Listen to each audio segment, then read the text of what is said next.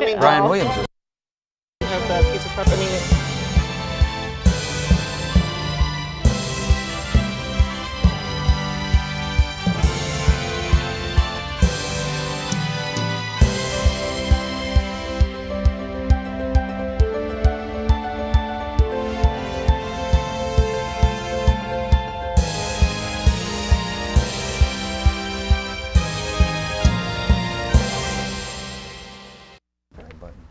Greetings, greetings, greetings. Hello, everyone, and welcome to the Arlington Weekly News. I'm Craig Nolan. Thanks for joining us. Buenas noches. Soy Daniel Pineda. And my name is Adele Quo. And Adele is back. Back. Thank you. Adele is I'm back from my Welcome vacation. back. Assignment. My work vacation. Assignment, your working vacation. That's right. Well, thanks for joining us. Our usual lineup tonight here, News and Community Bulletin Board, CBB, Rich's Reviews, News for Seniors, and Shannon Augustus, part of the staff of Miriam's interview staff. She did a great job. Now she's got a whole staff. Shannon is going to be doing her first interview tonight, and she's talking with Miriam about what's going on down at Tech Shop, and all that's coming up on this edition of the Arlington Weekly News. But before we begin, a social media reminder. Absolutely, Mr. Nolan. You can watch the Arlington Weekly News on our YouTube channel. That's youtube.com/Arlington Weekly News and the number 1. And also Facebook. That's facebook.com/Arlington Weekly News. On the big tubes and the little tubes and on your iPhone. Absolutely. You can watch us everywhere. Okay, thanks, Daniel. Here we go. News for Senior Glasses up. First item on our news agenda tonight here, a contractor that is required to build the streetcar system has been announced by the Arlington County Board. The board voted 3-2 to award a $26 million multi-phase contract to HDR Engineering, Incorporated. The contractor will provide engineering and design for the 7.4-mile Arlington-Fairfax streetcar system. The contract amount is about a little over 5% of the streetcar program's construction cost estimate. To read more, visit the county website. The streetcar service is scheduled to begin in 2020. Here it comes, ready or not. Daniel. Some very exciting news here in Arlington. For streetcar fans. Well, Craig, remember the $1 million Super Stop bus stop? Well, we have some updates on that. The controversial stop near Walter Reed on Columbia Pike was a prototype for an overall upgrade to Arlington bus stops. Now, Arlington County Manager Barbara Donnellan has released a report detailing a performance and financial review conducted by Clifton Larson Allen LLP. According to that report, problems with the construction of the Walter Reed prototype were due to communication problems between the county and its partners, the Washington Metropolitan Area Transit Agency, unforeseen external delays, non-performance issues with the contractor, and inadequate project management. Visit the county website for more information on the Superstop project and the results of the prototype review. All right, Daniel, here's some good news, we think, about school bus monitoring systems. The county board has allowed Arlington Public Schools to install and operate school bus video monitoring systems. This move is part of the board's interest in increasing school safety by recording traffic violations of motorists passing school buses that are stopped with their sign out. You can't do that. The ordinance goes into effect on the 1st of February 2015. Board members also asked the county manager to develop an overall policy on the capture, storage, access, and sharing of video images in public spaces in the county before these changes can take effect. So look out, video monitors coming to school buses. Daniel. Well, since federal cuts, base realignment, and closure relocations, Arlington has seen some key government agencies leave the area and move to cheaper locations. Well, according to an article in the Washington Post Digger section, this may be the worst time in the past 25 years to own an office building in Northern Virginia. Arlington's office vacancy rate is now up to 23%. And another significant employer, O-Power, may soon join the flight out of town. Arlington's Office of Economic Development is fighting to keep the courthouse-based energy software firm from moving to D.C., supposedly to have access to better talent. Craig. And in related Arlington real estate news, residential housing in Arlington is becoming more affordable, according to a county-sponsored poll and separate analysts. Two analysts have reviewed a 3-year study of affordable housing in Arlington conducted by the county, and some of their findings appeared in the Washington Post. Lisa Sturdivant from the National Housing Conference Center for Housing Policy and Jeanette Chapman of George Mason University's Center for Regional Analysis. Findings include an increase in Arlington rents that significantly outpaced the rise in incomes, and 2 in 5 residents say they are likely to move out of the county in the next 5 years because of housing costs. Particularly at risk are renters whose 4-person household incomes is below $64,500 per year, families with children, seniors, and people with physical, mental, or emotional disabilities. At the same time, thousands of affluent, educated millennials have flocked to Arlington for its inside the Beltway nightlife, its urban lifestyle rather, and at one time a reasonable apartment costs. So people are coming and going from Arlington. People are coming and going. Still a good place to live, though. Daniel. Well, given Arlington's rising housing costs, it should come as no surprise that Money Magazine ranked Arlington as the number 4th best place to be rich and single. Ahead of Arlington were Brooklyn, Massachusetts, in first place, Lower Merion, Pennsylvania in second, and Newton, Massachusetts. Reston, Virginia was 5th. Arlington was number 4 in last year's ranking and in 7th in 2011. Visit time.com/money to read more. And other Arlington ranking news, for people with less permanent plans for staying in Arlington, the area is apparently ideal. In 2013, Arlington was the top tourist and business traveler destination in Virginia. The results are based on visitor spending for travelers within the U.S., but at least 50 miles away from their homes. They were calculated by the United States Travel Association for Virginia Tourism Corporation. On the downside, Arlington's annual rate of travel spending is still growing, but in decline. And we'll be back with our CBB file right after we hear from Adele, who is back from her assignment. Finally. Yes. And it's easy being green. Hey, Adele, how are you? How easy is it being green cruising? And it is good to be back home. And although I didn't get to meet the Azamara Quest captain, as I originally hoped, I did find out how Azamara, as part of the Royal Caribbean Cruise family, compares to the rest of the cruise industry. I've brought my friends, Joe, Cruiser Frog, and his friend that he met on the cruise here, Fred Fish. Fred Fish. And we are going to talk about the program that Azamara does is called the Save the Waves program, which I found in 6 major languages on my room placard. And it is also visible throughout the containers that are scattered throughout the ship. And they encourage cruisers to reduce, reuse, and recycle. It was very cool to discover that this Save the Waves program employs an advanced wastewater purification system that treats the wastewater on board. Plus, there's a zero discharge policy on solid waste. Food waste is pulped and discharged more than 12 miles from land. And to nip unnecessary waste in the bud, the line eliminated disposable plastics. I'm sure Miriam would be happy to hear that.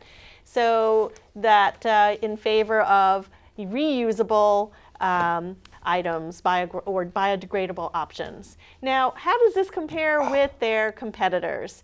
Remember, there were 21.7 million cruise passengers sailing across the globe this year, and Carnival accounts for 21% of the worldwide market share, while Royal Caribbean, including its subsidiaries, commands 22.7%. So I particularly like that Carnival Inspiration and Carnival Miracle ships use that shore power technologies while they're in port in Long Beach, California. Rather than idling in port, which wastes fuel and creates air and noise pollution, the ships plug into the electrical power at port, allowing them to switch off the internal power sources. Carnival also recycles, incinerates, or offloads a multitude of the materials, such as plastics, glass, aluminum, scrap metal, and much more. And the ships process and incinerate the solid waste on board whenever possible, or they send it to an approved shoreside facility for recycling or disposal. And even their oily bilge water is subjected to a 3-step engineering process. Plus, furniture, mattresses, linen, small appliances, kitchenware, and nearly 24 other items are donated to charities instead of sent to the landfills. So if 2 of our major cruise lines are starting to take their environmental stewardship seriously, and they are working towards minimizing the impact of ships on our ocean environments, we can feel a little bit better about cruising green. And so remember, it's easy being green with a cruise vacation. So you didn't get a chance to talk to Captain Good job. Stubby. No, the captain that was a was love boat, busy never making sure we got to port. We had a port visit every day. Oh, that's important. Wow. Important. Okay. That's important. Okay. Thank Good you, stuff. Adele. Thanks, Adele. And All welcome right, back. We appreciate it. Good And to be welcome back to the home. show. Okay. Here we go. As promised now, our CBB, or Community Bulletin Board file. Well, county police are participating in the National Prescription Drug Take-Back Day. That's coming up Saturday, September 27th. The event runs from 10 a.m. to 2 p.m. County Police and the Drug Enforcement Administration, DEA, will give the public another opportunity to prevent prescription drug abuse and theft. If you have expired, unused, or unwanted prescription drugs, you can bring them for disposal to the designated collection sites shown here on your screen. The DEA can only accept pills or patches, no liquids, no needles or sharps, okay? The service is free and anonymous, and no questions will be asked. And here are the locations. Fire Station number 1, located at 500 South Glebe Road. Fire Station number 8 at 4845 Lee Highway. And Fire Station number 9 at 1900 South Walter Reed Drive. Daniel. Well, Craig, author event journalist Beth Macy is on the bestseller list with her book Factory Man. She will be at the Arlington Central Library in the auditorium on October the 7th from 7 to 9 p.m. Macy has written the remarkable story of John Bassett III, a South Virginia furniture executive whose original company fell on hard times in the 1980s, fighting relentless competition from Asia. The Arlington Central Library is located at 1015 North Quincy Street. The event is free, and if you need any more information, just give them a call at 703-228-6321. Craig. And also in our CBB file, the Living Library, coming up Sunday, October 5, 1 in the afternoon at the Central Library Auditorium. The Living Library is a new way to be introduced to new ideas and new perspectives discussed in books, and a way to learn more from your author, your favorite author. You'll be able to talk to people who embody characters and themes from 3 of Anne Patchett's most beloved novels, Bel Canto, The Magician's Assistant, and State of Wonder. During a 20-minute personal conversation, you'll get to know a variety of different characters.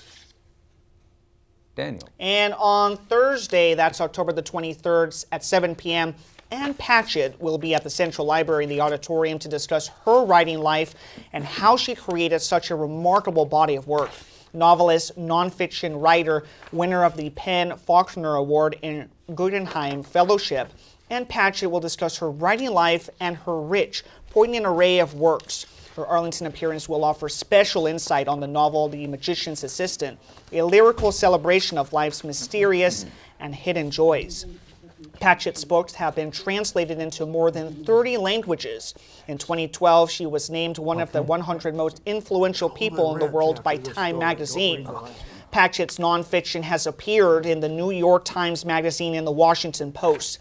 Discussing her Nashville store Parsoness book with NPR earlier this year. Patchett also managed to capture the essence of libraries. I'm never lonely when I'm around books. It's the world of endless possibility and opportunity to be in that building full of books. This event is free and seating is available on a first-come, first-served basis. Arriving early is encouraged. All right, Daniel, and don't forget the book sale coming up at the library October 9, 10, and 11, and we'll get you some more information on that in our next show. But right now we're going to go to Rich Masabny and his reviews. Here's Rich. Thank you. Arena Stage has an interesting show called The Shoplifters. It's about two women, an older woman and a younger one, working this supermarket, and they steal a couple of steaks, stick it under their dresses and that kind of thing. And there's a guy who's a new cop there, and he's full of energy, and he wants to arrest him, take him to jail, do everything. And the older guy, he says, take it easy. That's Delaney Williams. He's a well-known actor around town. Anyway, it was nice, ended nicely, and it's going to be there through October 19th, Arena Stage. That's The Shoplifters. Or you can call 202-488-3300. Check the website, arenastage.org. Metro Stage, just down the road in Alexandria, it's celebrating the 30th season. It's brought back one of its best productions, Three Sisters. Set in 1969, the show opens with three sisters mourning the death of their brother who was killed in Vietnam. It's set in 1969. They each are strong-willed in their own ways, and they have Thomas Jones, he's known around town to direct this, and William Hubbard does the music, and William Knowles, the music director. These are people who work a lot at Metro Stage, so they work out. But Bernadine Mitchell, she's the older of the black ladies, and there's Roz White, middle age, and then the young gal, Ashley Ware Jenkins. Anyway, they do a good show, working nicely together. They're lamenting the father's death and the brother's death, and there's a lot of songs in there. Anyway, Three Sisters goes through November 2. For information, call 703-548-9044 or check their website, metrostage.org. The In series, they do stuff that nobody does. They're doing now the fatal songs, the great opera murders. It sounds like it's going to be heavy, but it isn't. They've got a bunch of singers, four gals, a couple of guys, and it's very, very nice. They do it up on 14th Street and 14th and T at the Source Theater, and it's a lighthearted mix of arias and duets composed by Bizet, Massenet, Verdi, Puccini, and others. Anyway, the musical director is Frank Conlon. He plays the piano there. Anyway, Carla Hubner is the founding artistic director of the In series, and you want to know more about them, they're doing something coming up very soon, October 8th. They're doing The Short Life. Call 202-204-7763 or check the website, the In series at inseries.org. Excuse me. And finally, need some vodka down there? no, I think water, I had water. Sorry. Yeah, right. Finally, I want to tell you. You remember any of you younger people, The 7-Year Itch? There was a movie. Yes, a movie, and Marilyn Monroe was in that. And anyway, Jack Marshall, artistic director of the American Century Theater, they do this stuff up at Gunston. This is his final season. They're closing up. I don't know why. I try to talk to him, but they're doing it anyway. They're doing The 7-Year Itch, and it's as I said, based on a 1952 movie with Tom Ewell and Marilyn Monroe. Plays about a New York City businessman, played by Bruce Allen Rauscher. He's a regular at the American Century Theater, whose wife Helen, played by Emily Morrison, has gone on a little vacation. So here's this guy with beautiful women all around him, and what is he going to do with all these fantasies? And anyway, he gets that itch, if you know what I mean. So enter this beautiful gal, Carol Kajner. She is beautiful. She plays the Marilyn Monroe part, and she moves into the apartment upstairs, and well, it's all wholesome stuff, but it's well done, and really this guy, this actor, Bruce Allen Reichman, he's just wonderful. Anyway, it's a lot of fun, really, and it goes through October 11 at the Gunston Theater. Don't miss it. I think it's that good. Call 703-998-5800 4555 for information, or look them up under AmericanCentury.org. Also, I plead with Jack Marshall as the founding artistic director. Why are you closing up after 20 years? You got a lot of life left in you. Thank you. That's it. Till next time. Thank you, Rich. Okay, thanks, Rich. Thank you. Appreciate it. All right, we're running a little short tonight here, so we're going to give you one news for seniors item and then go into the interview. Seniors and their families can often feel overwhelmed trying to choose suitable senior living accommodations. Well, the right choice should meet seniors' physical, medical, geographical, social, and spiritual needs. Monica Kaiser, a certified senior real estate specialist, will discuss the array of possibilities on Thursday, October 2 at 1 in the afternoon at Walter Reed Senior Center. Her free seminar will cover future housing needs and how to navigate through the mounds, the reams, the piles of housing information paperwork. To register, give them a call. Here's their number, 703-228-0955. And as always, thanks to Judy Masabny of the Office of Senior Adult Programs. We apologize for cutting it short tonight. We'll get them in next week. Here we go now with Shannon Augustus and Miriam Gennari and the Sustainable Scoop. Welcome. You're watching the Sustainable Scoop. My name is Shannon Augustus, and I'm here with Miriam Gennari, our very own. How are you? Shannon, thanks so much for having me, and welcome to the Arlington Weekly News team. Thank you, thank you. So today we're going to talk about the tech shop in Crystal City. We're going to highlight that, and we're going to talk about the makers movement that's been growing in popularity all around the country. Yes, I am so thrilled to actually live close to a tech shop, and recently went for a tour and just was amazed. It was like Wonkaville. So there's different locations of the tech shop all around the nation. There's one in Crystal City and all around, and you can take classes from welding to wood shop, and you were actually there, so I would actually like to see some of that. So we have some video of you participating at the tech shop. Let's see what that looks like. Okay. So, you know, you need to know that there are instructors helping you throughout this whole event so you can learn to do things, but you're not on your own. You do have to take safety classes.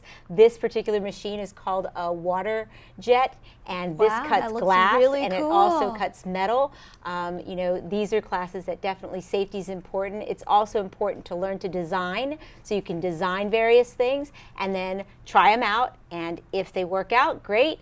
Then you can, you know, well, here I am sewing. Looks like you got some supervision there, so that's always good. That's good to know, right? Absolutely. Once you take the class and you become fairly proficient, then there are people around that you can always ask questions. My goals were pretty simple. I always wanted to learn to sew. I actually wanted to repair an outfit, and within my first try, I learned to use the sewing machine, and you can tell I was thrilled. I just love being there. It's so much fun. That is so cool. That is awesome. In fact, here is something I sewed. Oh, wow. You sewed this yourself. Okay, everyone look at this. Miriam did this all herself. Well, I did have a little bit of help. Okay, in fabrication helped me out. And what is this? Is this a bottle opener? Yep, that's a bottle opener. Cool. And it was made on a grinder. It's called a Tormach, and a milling machine, and I was able to use that too. I never imagined using these types of tools. That's great. Okay, so I want to ask you, so President Obama, he declared June 18th National Day of Making, and he had a maker fair at the White House, the very first one. And so why do you think this maker movement has grown with so much popularity? Well, I have always been a big proponent of hands-on learning. I think it's important for children. I also think it's important from a sustainability standpoint to know how things are made and created, what materials go into them. So the more people get interested in learning how to make things themselves, the more I think they value the resources that are available to them. And everyone's doing it, kids, adults, seniors. It's what people want to do. They want to create. So you have a mixed group of people, it looks like. And you spoke to someone at the tech shop. So what did he have to say? A wonderful guy at the tech shop. Let's see what he has to say. Mike. It's going great. Mike, tell me, how is it that you ended up from Baltimore here at the tech shop in Arlington? Well, it's just really one of those places that's unlike any other place that exists out there. We have so many different tools, people with different skill sets, all sorts of different resources kind of compiled under one roof. I can be here in the textile department sewing on my project here, and in about an hour I'm going to go 3D print something on the other end of the shop, you know, all kind of in the same room, if you will. And that's exactly what you can do here at Tech Shop is bounce around and kind of incorporate everything that you need to do to get your project done. And you know, they're using cutting edge technology here, so you can kind of imagine things or actually see them three-dimensionally on the computer and then make them here. How do you like working on their computers? The computers are great. We have a partnership with Autodesk, so a lot of industry standard technologies that exist out there for modeling, for designing, for really anything that you need to do exist on our computers. So this isn't a type of place where you design at home and you have to figure out how you're going to get access to those technologies and then come here and make it. You can start everything in Tech Shop and see it through till its end here in the shop and walk out with your finished product. So from a sustainability standpoint, you know, I guess having 50 different shops and 50 different companies operating out of those shops could be considered a waste when you're not using a machine all the time. So what kind of opportunity do you think that the Tech Shop offers to entrepreneurs here in Arlington? Well, it offers them, you know, a one low-cost kind of location in which they can operate out of. Like you said, we have all of these different machines under one roof. They don't have to worry about managing memberships to different spaces or different, you know, deals with other partners, trying to get access to these highly specialized tools that they're only going to use once or twice to get their project completed to, you know, use what they need to use it for. Great for prototyping, but also great for a business. Exactly. Lots of businesses start out at Tech Shop. Lots of people come in with an idea, and it just grows from there.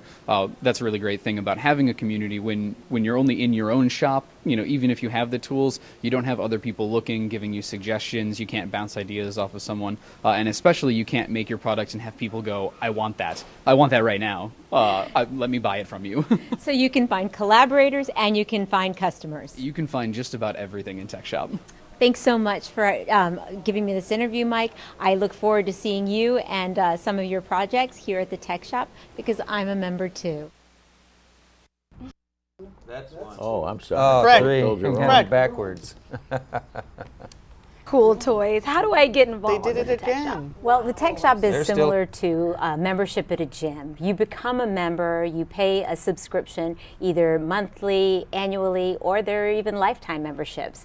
The other cost that you have to consider is that you do need to take a safety class for all of these, you know, delicate pieces of equipment so that you don't break them and you're safe with them. But after that, my daughter took welding. She's taken screen printing. We've taken laser etching, which is very so cool. cool. So they will give you a tour if you stop by. They do tours every 15 minutes. Nick Boswell is in charge of corporate kind of sponsors and members, so your company can come and join, or you can just join as an individual. Okay, that's great. So we'll have all that information up on the screen, the address, the number, and the website. So if you want to get involved and create some of your own toys here, just like Miriam did, you can certainly do that. Miriam, thank you so much for coming out and telling us all about your experience. This was great. Thanks so much, Shannon. I hope you'll come and see me and we can hang out and make something together. That'd be fun. Okay. Thank you for watching The Sustainable Scoop. I'm Shannon Augustus. Thanks for watching. All right. Thank you, Shannon. Shannon and Miriam talking about Tech Shop down there. Get down there and dream something up and make something happen. Sounds like a neat place. I'm going to go down there myself. Before we say goodnight, our cameraman number 3 back there, camera number 3, Amit, is back from vacation, and while he was gone, he got married. Oh! Congratulations. Congratulations. To Amit. Welcome back, and Welcome back, yeah. happy nuptials to you. And that's about a wrap for this edition. Anything else to add before we go? YouTubechannel.com/Arlington Weekly News. Tell them. Okay. And the number 1. Anything else, Rich? You good? That's it. All right, Thank that's you. it for this edition of the Arlington Weekly News. Next week, if you're there, we'll be here and we'll do it all again. Have a safe week. Take care. Bye-bye. Bye.